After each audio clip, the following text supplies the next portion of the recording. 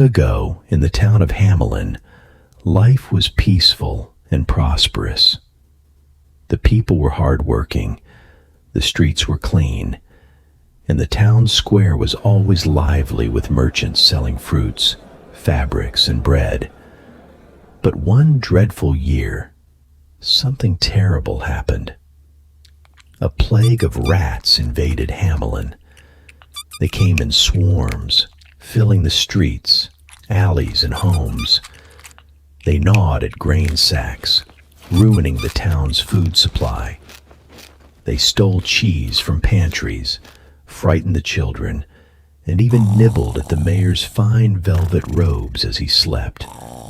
The people tried everything: traps, cats, poison, but nothing worked.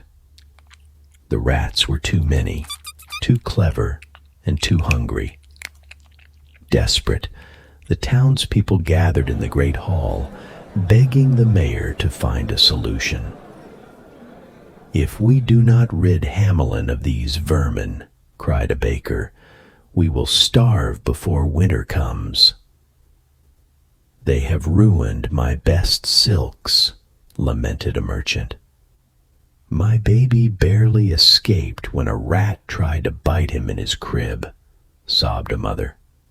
The mayor, a greedy and pompous man, wrung his hands. "We will offer a grand reward to anyone who can rid us of these pests," he declared. But no one had an answer. The mysterious piper. Just as despair settled over the town, the doors to the hall creaked open. A tall, thin man stepped inside. He wore a long, flowing coat. "Who are you?" asked the mayor, startled. The man bowed. "I am but a humble traveler, known as the Pied Piper. I have heard of your troubles, and I offer you my services." The townspeople murmured among themselves. "How can a mere musician help us?" they whispered. "For the sum of 1,000 gold coins," the piper continued, "I will rid your town of every single rat before the sun sets." The mayor scoffed at first, but seeing no other choice, agreed. "Do your worst," he said, "and if you succeed, you shall have your gold." The piper gave a slow, knowing smile. He stepped into the town square, lifted his flute to his lips, and began to play. The magic of the flute. The melody that flowed from the flute was unlike anything the people had ever heard. It was both haunting and beautiful. At once, a rustling sound filled the streets. One by one, the rats emerged. They came from their hiding places, from under barrels, from rooftops, from holes in the walls. Their tiny black eyes gleamed, and their whiskers twitched as they scurried toward the piper, entranced by his tune.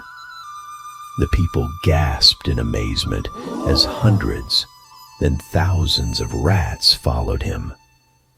The piper walked slowly through the streets, never missing a note.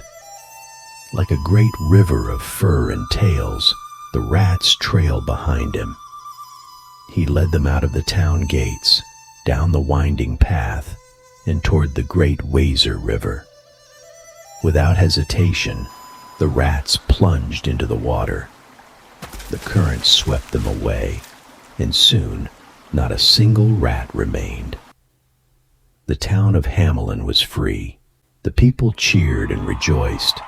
When the piper returned to the great hall, the mayor smirked. "You have done well, but surely playing a flute is not worth 1,000 gold coins," he said slyly. "A deal is a deal," the piper said calmly. The mayor waved a dismissive hand. "I will give you 50 gold coins, and you should be grateful for that." The crowd murmured. Some felt uneasy, but no one dared to speak against the mayor. The piper's eyes darkened. He tucked his flute away and said, You have broken your word. You will regret this." Without another word, he turned and strode out of the hall. That night, as the people of Hamelin slept, a strange sound drifted through the town once more. It was the piper's flute, playing a tune unlike before. A sweet, sorrowful melody, soft as a lullaby. The children of Hamelin stirred in their beds. One by one they rose silently, their eyes glazed as if in a dream. The baker's son, the blacksmith's daughter, the mayor's own child, all of them, young and old, rich and poor, stepped out of their homes, drawn by the music.